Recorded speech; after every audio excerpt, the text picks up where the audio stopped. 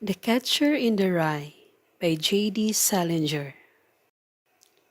Holden Caulfield writes his story from an asylum to which he has been sent for therapy. He refuses to talk about his early life, mentioning only that his brother D.B. is a Hollywood writer. He hints that he is bitter because D.B. has sold out to Hollywood, forsaking a career in serious literature for the wealth and fame of the movies. He then begins to tell the story of his breakdown, beginning with his departure from Pensy Prep, a famous school he attended in Agerstown, Pennsylvania. Holden's career at Pensy Prep has been marred by his refusal to apply himself, and after failing 4 of his 5 subjects, he passed only English. He has been forbidden to return to the school after the fall term. The Saturday before Christmas vacation begins, Holden stands on Thompson Hill overlooking the football field, where Pensy plays its annual grudge match against Saxon Hall. Holden has no interest in the game and hadn't planned to watch it at all. He's the manager of the school's fencing team and is supposed to be in New York for a meet, but he lost the team's equipment on the subway, forcing everyone to return early. Holden is full of contempt for the prep school, but he looks for a way to say goodbye to it. He fondly remembers throwing a football with friends even after it grew dark outside. Holden walks away from the game to go say goodbye to Mr. Spencer, a former history teacher who is very old and ill with the flu. He sprints to Spencer's house, but since he is a heavy smoker, he has to stop to catch his breath at the main gate. At the door, Spencer's wife greets Holden warmly, and he goes in to see his teacher. Holden greets Mr. Spencer and his wife in a manner that suggests he is close to them. He is put off by his teacher's rather decrepit condition, but seems otherwise to respect him. In his sick room, Spencer tries to lecture Holden about his academic failures. He confirms Pensy's headmaster's assertion that life is a game and tells Holden that he must learn to play by the rules. Although Spencer clearly feels affection for Holden, he bluntly reminds the boy that he flunked him, and he even forces Holden to listen to the terrible essay he handed in about the ancient Egyptians. Finally, Spencer tries to convince Holden to think about his future. Not wanting to be lectured, Holden interrupts Spencer and leaves, returning to his dorm room before dinner. Holden lives in Ossenberger Hall, which is named after a wealthy Pensy graduate who made a fortune in the discount funeral home business. In his room, Holden sits and reads Isaac Denison's Out of Africa while wearing his new hunting hat, a flamboyant red cap with a long peak brim and ear flaps. He is interrupted by Ackley, a pimply student who lives next door. According to Holden, Ackley is a supremely irritating classmate who constantly barges into the room, exhibits disgusting personal habits and poor hygiene, and always acts as if he's doing others a favor by spending time with them. Ackley does not seem to have many friends. He prevents Holden from reading by pottering around the room and pestering him with annoying questions. Ackley further aggravates Holden by cutting his fingernails on the floor, despite Holden's repeated requests that he stop. He refuses to take Holden's hints that he ought to leave. When Holden's handsome and popular roommate Stradlater enters, Ackley, who hates Stradlater, quickly returns to his own room. Stradlater mentions that he has a date waiting for him but wants to shave. Holden goes to the bathroom with Stradlater and talks to him while he shaves. Holden contrasts Stradlater's personal habits with Ackley's. Whereas Ackley is ugly and has poor dental hygiene, Stradlater is outwardly attractive but does not keep his razor or other toiletries clean. He decides that while Ackley is an obvious slob, Stradlater is a secret slob. The two joke around. Then Stradlater asked Holden to write an English composition for him because his date won't leave him with time to do it on his own. Holden asked about the date and learns that Stradlater is taking out a girl Holden knows, Jane Gallagher. Stradlater carelessly calls her Jean. Holden clearly has strong feelings for Jane and remembers her vividly. He tells Stradlater that when she played checkers, she used to keep all of her kings in the back row because she liked the way they looked there. Stradlater is uninterested. Holden is displeased that Stradlater, one of the few sexually experienced boys at Pence's, is taking Jane on a date. He wants to say hello to her while she waits for Stradlater, but decides he isn't in the mood. Before he leaves for his date, Stradlater borrows Holden's houndstooth jacket. After Stradlater leaves, Holden is tormented by thoughts of Jane and Stradlater. Ackley barges in again and sits in Holden's room, squeezing pimples until dinner time. After a dry and unappetizing steak dinner in the dining hall, Holden gets into a snowball fight with some of the other Pensy boys. He and his friend Mal Brossard decide to take a bus into Agerstown to see a movie, though Holden hates movies, and Holden convinces Mal to let Ackley go with them. As it turns out, Ackley and Brossard have already seen the film, so the trio simply eats some burgers, plays a little pinball, and heads back to Pensy. After the excursion, Mal goes off to look for a bridge game, and Ackley sits on Holden's bed, squeezing pimples and concocting stories about a girl he claims to have had sex with the summer before. Holden finally gets him to leave by beginning to work on the English assignment for Stradlater. Stradlater had said the composition was supposed to be a simple description of a room, a house, or something similarly straightforward. But Holden cannot think of anything to say about a house or a room. So he writes about a baseball glove that his brother Ali used to copy poems into in green ink. Several years before, Ali died of leukemia. Though he was 2 years younger than Holden, Holden says that Ali was the most intelligent member of his family. He also says that Ali was an incredibly nice, innocent child. Holden clearly still feels Ali's loss strongly. He gives a brief description of Ali, mentioning his bright red hair. He also recounts that the night Ali died, he slept in the garage and broke all the windows with his bare hands. After he finishes the composition for Stradlater, he stares out the window and listens to Ackley snore in the next room. Home from his date, Stradlater barges into the room. He reads Holden's composition and becomes visibly annoyed, asserting that it has nothing to do with the assignment and that it's no wonder Holden is being expelled. Holden tears up the composition and throws it away angrily. Afterward, he smokes a cigarette in the room just to annoy Stradlater. The tension between the two increases when Holden asks Stradlater about his date with Jane. When Stradlater nonchalantly refuses to tell Holden any of the details, Holden attacks him, but Stradlater pins him to the floor and tries to get him to calm down. Holden relentlessly insults Stradlater, driving him crazy until he punches Holden and bloodies his nose. Stradlater then becomes worried that he has hurt Holden and will get into trouble. Holden insults him some more, and Stradlater finally leaves the room. Holden gets up and goes into Ackley's room, his face covered in blood. Holden talks for a while with Ackley and then tries to fall asleep in the bed belonging to Ackley's roommate, who is away for the weekend. But he cannot stop imagining Jane fooling around with Stradlater, and he has trouble falling asleep.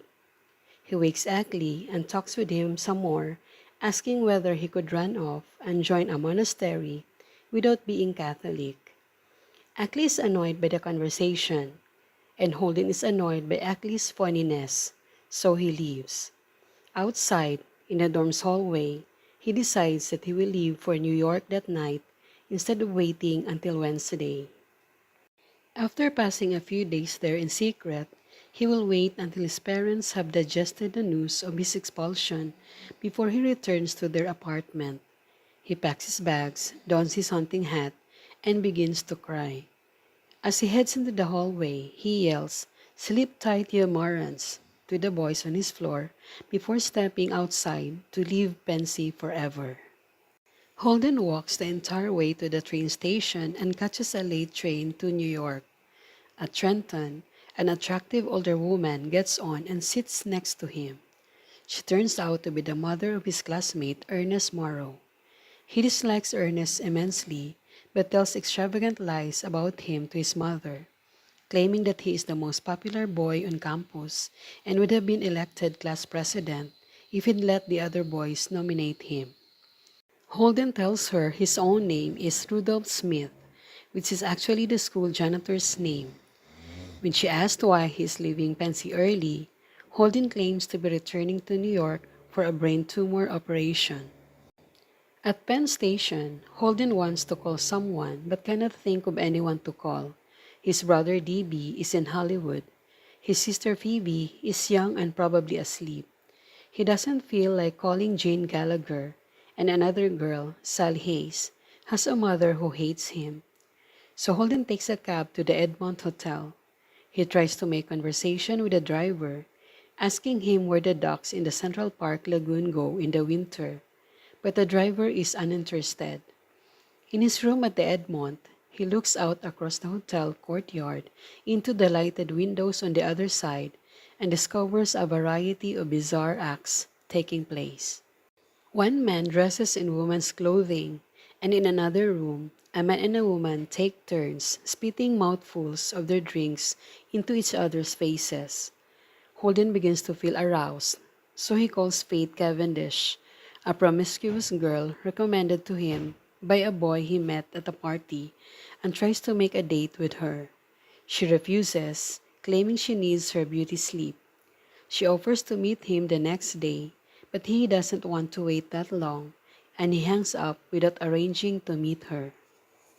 Still feeling restless, Holden changes his shirt and goes downstairs to the Lavender Room, the Edmond nightclub. Before he leaves his room, he thinks again about calling his little sister Phoebe. Referring to her as old Phoebe, he gives a description of her character that is remarkably similar to the description he gave of Ali. Like Ali, she has red hair and is unusually intelligent for her age.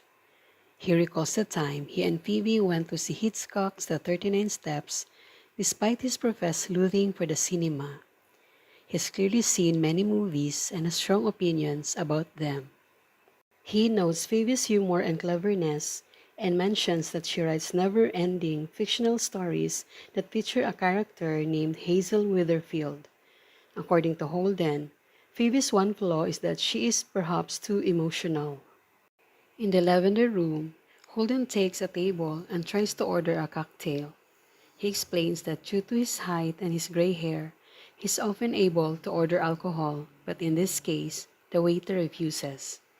He flirts and dances with three women who are visiting from Seattle. They seem amused but uninterested in this obviously young man who tries to appear older and debonair. After tolerating him for a while, they begin to laugh at him. They also depress him by being obsessed with movie stars.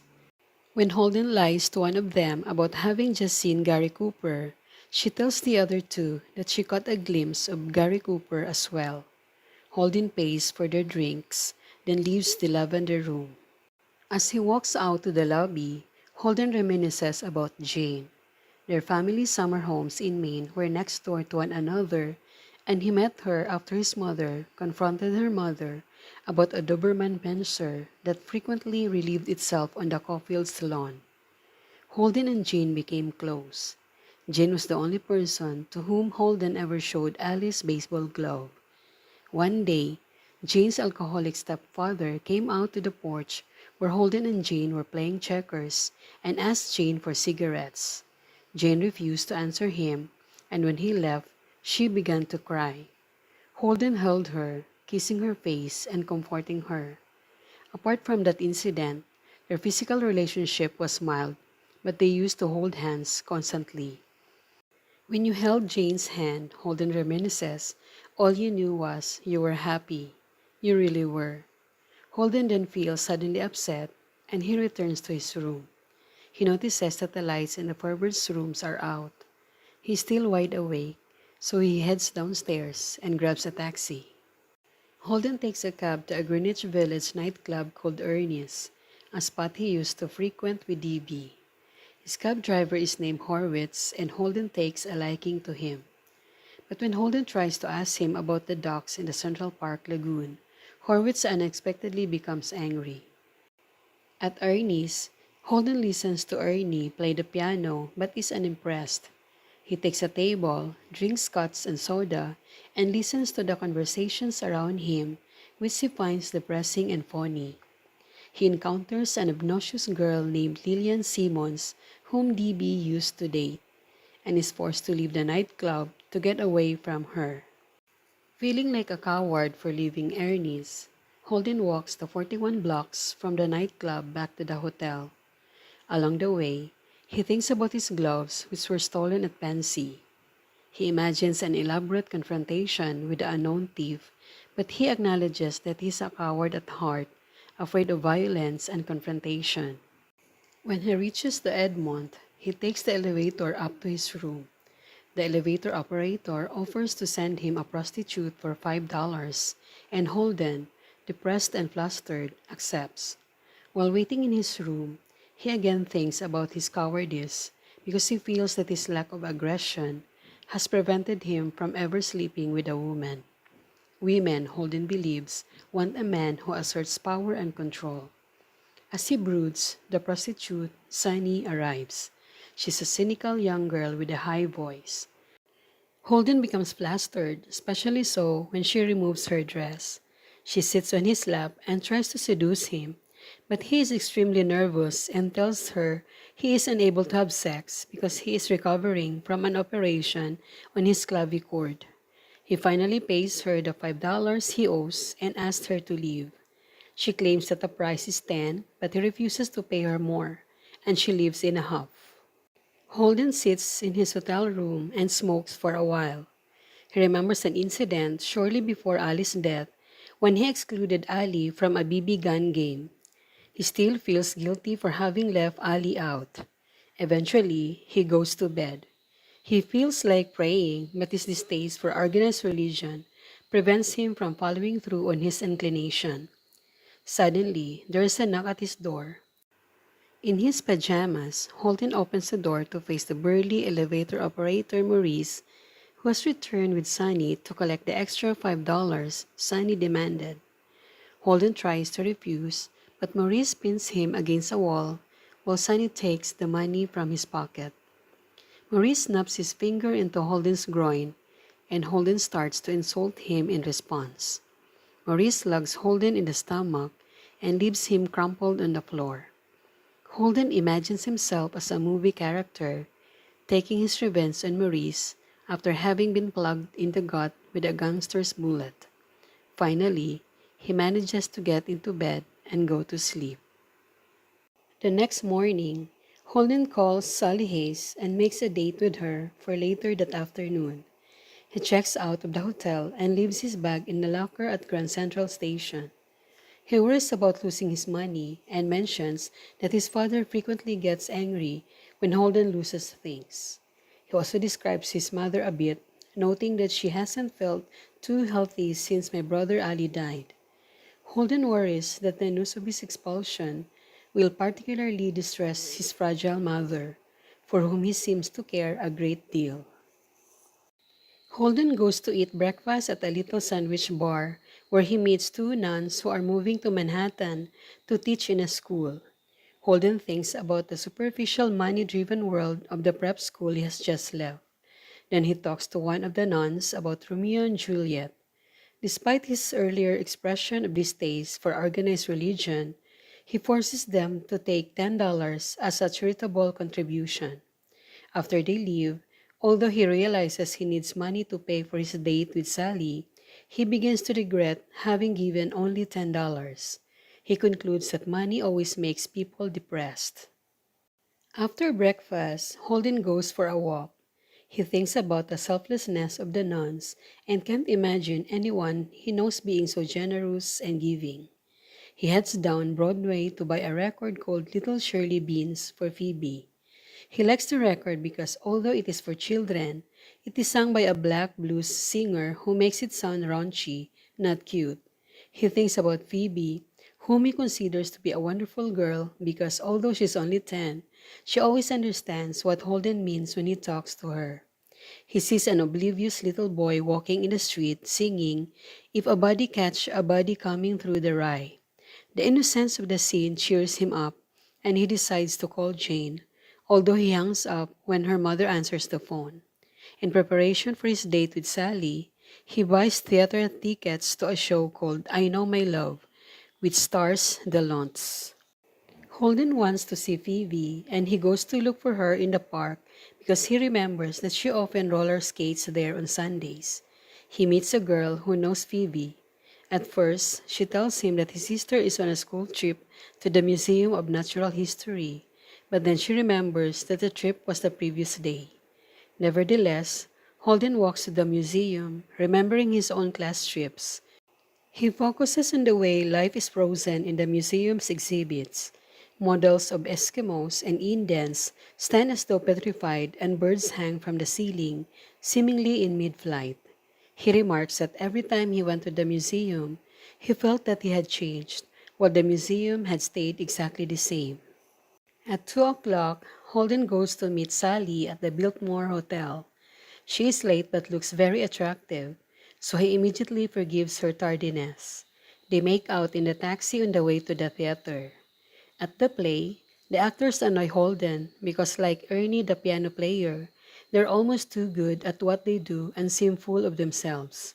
During intermission, Sally irritates Holden by flirting with a pretentious boy from Andover, another prep school, but he nonetheless agrees to take her ice skating at Radio City. Radio City Music Hall is part of Rockefeller Center, where there is an ice skating rink.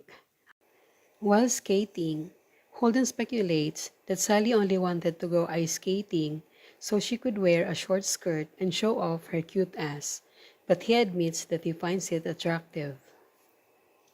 When they take a break and sit down indoors, Holden begins to unravel. Oscillating between shouting and hushed tones, he rants about all the phonies at his prep schools and in New York society, and talks about how alienated he feels. He becomes even more crazy and impetuous, saying that he and Sally should run away together and escape from society, living on their own in a cabin. When she points out that his dreams are ridiculous, he becomes more and more agitated. The quarrel builds until Holden calls Sally a royal pain in the ass, and she begins to cry. Holden starts to apologize, but Sally is upset and angry with him, and finally, he leaves without her. After leaving the skating rink, Holden goes to a drugstore and has a Swiss cheese sandwich and a malted milk. Once again, he thinks about calling Jane, but his mind begins to wander. He remembers the time he saw her at a dance with a boy Holden thought was a show-off, but Jane argued that the boy had an inferiority complex. Holden decides that girls always say that as an excuse to date arrogant boys. Finally, he calls Jane, but no one answers. He then calls a boy named Carl Luce, whom he used to know at the Wootton School, and Luce agrees to meet him for drinks later that night. To kill time, Holden goes to see a movie at Radio City Music Hall. He finds the Rockets' Christmas stage show ridiculous and superficial, but it makes him remember how he and Ali used to love the kettle drum player in the Radio City Pit Orchestra. The man was an unnoticed, minuscule part of the show, but he seemed to take joy and pride in what he did. After the show, the movie begins, which Holden claims to find boring as well. When it is over, he begins walking to the Wicker Bar, where he is supposed to meet Luce. At the Wicker Bar, located in the posh Seton Hotel, Holden thinks about Luce. Luce is 3 years older than Holden and now a student at Columbia University. At the Wootton School, Luce used to tell the younger boys about sex. Holden says that he finds Luce amusing, even though he is effeminate and a phony. When Luce arrives, he treats Holden coolly, and Holden pesters him with questions about sex. Luce refuses to be drawn into the kind of sex discussions that they had had at Wootton, and he suggests that Holden needs psychoanalysis. Holden remembers that Luce's father is a psychoanalyst, but Luce is evasive when Holden asks whether Luce's father ever analyzed his own son. Annoyed by Holden's juvenile comments and questions, Lucia departs. After Lucia leaves, Holden stays at the bar and gets very drunk. He stumbles to the phone booth and makes an incoherent late-night calls to Sally Hayes, angering both her and her grandmother. He then tries to make a date with the lounge singer, an attractive woman named Valencia. When that fails, he tries, with no more success, to make a date with a hat-check girl. He decides to walk to the duck pond in Central Park to see if the ducks are still around. Along the way, he becomes quite upset when he drops and breaks the record he had bought for Phoebe. Because he had splashed water in his hair at the hotel in an attempt to sober up, his hair begins to freeze and fill with icicles. At the duck pond, he worries about catching pneumonia and imagines his funeral. He missed Alice's funeral, he says, because he was in the hospital after breaking the garage windows with his bare hands. He remembers going to Alice's grave with his parents. He becomes disgusted and sad because the idea of placing flowers on the grass that covers the stomachs of the dead disturbs him. Holden wants to talk to Phoebe and he's running low on money, so he decides to risk going home. He expects his parents to be asleep, which will allow him to sneak in, speak with Phoebe, and then leave without being heard. He leaves the park and begins the long walk home. Holden takes the elevator up to his family's apartment.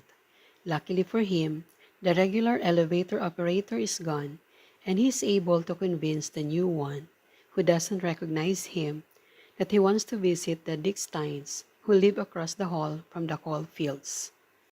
Holden sneaks into his family's apartment and looks for Phoebe, but she isn't in her room. Holden tiptoes to DB's room because Phoebe likes to sleep there when DB is in Hollywood. He finds Phoebe sleeping peacefully and he remarks that children, unlike adults, always look peaceful when they are asleep. As he watches Phoebe sleep, he reads through her school books. She has signed her name Phoebe Weatherfield Caulfield, even though her middle name is Josephine. He enjoys reading the notes to friends, the curious questions, and the random imaginative jottings she has scribbled on the pages. He finally wakes Phoebe and she is overjoyed to see him. Bursting with energy, she talks feverishly about one thing after another, her school play in which she plays Benedict Arnold, a movie she has just seen, a movie DB is working on, a boy at school who bullies her, and the fact that their parents are at a party and won't come home until later. But after her enthusiastic flurry of conversation, she realizes that Holden is home 2 days early and must have been kicked out of school. Over and over, she repeats that their father will kill him. Holden tries to justify his behavior, but she refuses to listen and covers her head with a pillow. Holden leaves the room to get some cigarettes. Holden returns to Phoebe's room and eventually gets her to listen. He tries to explain why he fails his classes and tells her all the things he hates about school. She responds by accusing him of hating everything. He tries to refute her claim and she challenges him to name one thing he likes. He becomes preoccupied, thinking about the nuns he met at breakfast. He also thinks about James Castle, a boy he knew at Elkton Hills School who jumped out of a window to his death while being tormented by other boys. He finally tells her that he likes Ali, and she reminds him angrily that Ali is dead. She asks what he wants to do with his life, and his only answer is to mention the lyric, "If a body catch a body coming through the rye." Holden says that he imagines a gigantic field of rye on a cliff full of children playing. He wants to stand at the edge of the cliff and catch the children when they come too close to falling off to be the catcher in the rye. Phoebe points out that Holden has misheard the words. The actual lyric from the Robert Burns poem, "Coming Through the Rye," is "If a body meet a body coming through the rye." Holden leaves Phoebe's room for a moment to call Mr. Antolini, an English teacher he had at Elkton Hills. Mr. Antolini is shocked that Holden has been kicked out of another school and invites Holden to stay the night at his house. Holden mentions that Mr. Antolini was the only teacher who approached James Castle's body after his death. the only one who demonstrated any courage or kindness in the situation. Holden goes back into Phoebe's room and asks her to dance. After a few numbers, they hear the front door open. Their parents have come home from their dinner party. Holden tries to fan away his lingering cigarette smoke and jumps into the closet. His mother comes in to tuck Phoebe in, and he hides until she leaves. He then tells Phoebe goodbye, letting her know of his plan to leave New York and move out west alone. She loans him the Christmas money she'd been saving, and he leaves for Mr. Antolini's. On the way out, he gives Phoebe his red hunting hat. When Holden arrives at Mr. Antolini's, Mr. Antolini and his wife have just wrapped up a dinner party in their upscale Sutton Place apartment. Glasses and dishes are everywhere, and Holden can tell that Mr. Antolini has been drinking. Holden takes a seat, and the two begin talking. As Mrs. Antolini prepares coffee, Mr. Antolini inquires about Holden's expulsion from Pensy Prep. Holden reveals that he disliked the rules and regulations at Pensy Prep. As an example, he mentions his debate class in which students were penalized for digressing from their subject. Holden argues that digressions are more interesting. Instead of offering complete sympathy, Mr. Antolini gently challenges Holden, pointing out that digressions are often distracting and that sometimes it's more interesting and appropriate to stick to the topic. Holden begins to see the weakness of his argument and becomes uncomfortable. But Mrs. Antolini cuts the tension, bringing coffee for Holden and Mr. Antolini before going to bed. After this respite, Mr. Antolini resumes the discussion on a much more serious note. He tells Holden that he's worried about him because he seems primed for a major fall, a fall that will leave him frustrated and embittered against the rest of the world, particularly against the sort of boys he hated at school. At this suggestion, Holden becomes defensive and argues that he actually, after a while, grows to semi-like guys like Ackley and Stradlater. After an awkward silence, Mr. Antolini further explains that the fall he is envisioning, saying that it is experienced by men who cannot deal with the environment around them. But he tells Holden that if he applies himself in school, he will learn that many men and women have been similarly disturbed and troubled by the human condition, and that he will also learn a great deal about his own mind. Holden seems interested in what Mr. Antolini has to say, but he is exhausted. Finally, he is unable to suppress a yawn. Mr. Antolini chuckles, makes up the couch, and after some small talk about girls, lets Holden go to sleep. Suddenly, Holden wakes up. He feels Mr. Antolini's hand stroking his head. Mr. Antolini claims it was nothing, but Holden believes Mr. Antolini is making a sexual advance and hurries out of the apartment. After leaving Mr. Antolini's, Holden goes to Grand Central Station and spends the night sleeping on a bench in the waiting room. The next day, he walks up and down Fifth Avenue, watching the children and feeling more and more nervous and overwhelmed. Every time he crosses a street, he feels like he will disappear. So each time he reaches a curb, he calls to Ali, pleading with his dead brother to let him make it to the other side. He decides to leave New York, hitchhike west, and never go home or to school again. He goes to Phoebe's school and writes her a note telling her to meet him at the Museum of Art so he can return the money she lent him. As he wanders around his old school, he becomes even more depressed when he finds offensive words scrawled on the walls. While waiting at the museum, Holden shows two young kids where the mummies are. He leads them down the hallway to the tomb exhibit, but they got scared and ran off, leaving Holden alone in the dark, cramped passage. Holden likes it at first, but then sees another offensive word written on the wall. Disgusted, he speculates that when he dies, somebody will probably write the offensive words on his tombstone. He leaves the exhibit to wait for Phoebe. On the way to the bathroom, he passes out, but he downplays the incident. Phoebe arrives at the museum with a suitcase and begs Holden to take her with him. He feels dizzy and worries that he will pass out again. He tells her that she cannot possibly go with him and feels even closer to fainting. She gets angry, refuses to look at him, and gruffly returns his hunting hat. Holden tells her he won't go away and asks her to go back to school. She angrily refuses, and he offers to take her to the zoo. They walk to the zoo, Holden on one side of the street, Phoebe following angrily on the other. After looking at some animals, they walk to the park, now on the same side of the street, although still not quite together. They come to the carousel, and Holden convinces Phoebe to ride it. He sits on a park bench, watching her go around and around. They have reconciled. He's wearing his red hunting hat, and suddenly he feels so happy he thinks he might cry.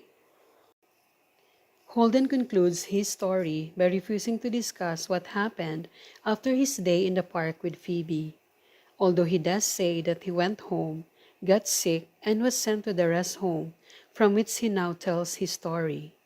He says he's supposed to go to a new school in the fall and thinks that he will apply himself there, but he doesn't feel like talking about it. He wishes he hadn't talked about his experiences so much in the first place, even to DB, who often comes to visit him in the rest home. Talking about what happened to him makes him miss all the people in his story.